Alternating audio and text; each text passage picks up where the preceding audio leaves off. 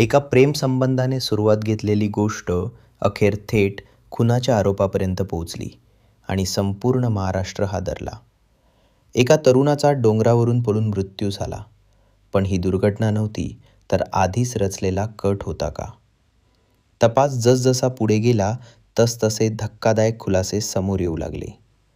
18 जून रोजी पुणे जिल्ह्यातील लोहगड परिसरात घडलेल्या एका घटनेने सर्वांचे लक्ष वेधून घेतले. केतन अग्रवाल नावाचा तरुण डोंगराच्या कड्यावरून खाली पडल्याची माहिती समोर आली. सुरुवातीला हा अपघात असल्याचे सांगितले गेले, मात्र तपासात अनेक संशयास्पद बाबी उघड झाल्या.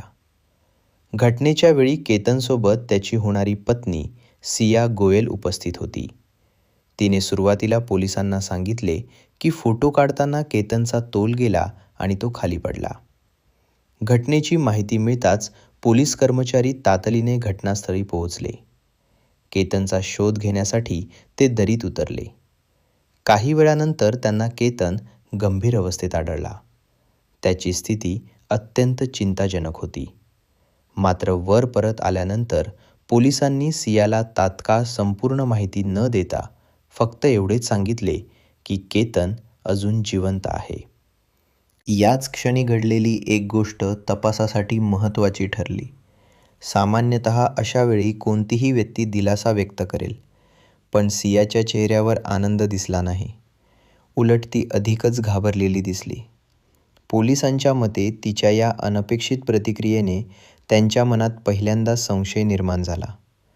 तपास जसजसा पुढे गेला तसतसे आणखी धक्कादायक तपशील समोर आले. चौकशीत सिया गोयल आणि चेतन चौधरी यांच्यातील संबंध उघड झाले. प्राथमिक माहितीनुसार दोघांची ओळख अनेक वर्षांपूर्वी झाली होती आणि गेल्या काही काळापासून ते प्रेम संबंधात होते. व्यवसायाच्या निमित्ताने त्यांची जवळीक वाढली होती.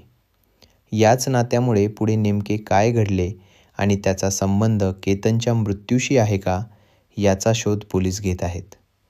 या प्रकरणात सिया गोयल आणि चेतन चौधरी यांना अटक करण्यात आली असून त्यांची कसून चौकशी सुरू आहे. तपास यंत्रणा प्रत्येक पुरावा बारकाईने तपासत आहे. नेमके सत्य काय आहे? आरोपींनी कट रचला होता का, की या प्रकरणामागे आणखी काही कारण आहे? याचे उत्तर पुढील तपासातूनच स्पष्ट होणार आहे.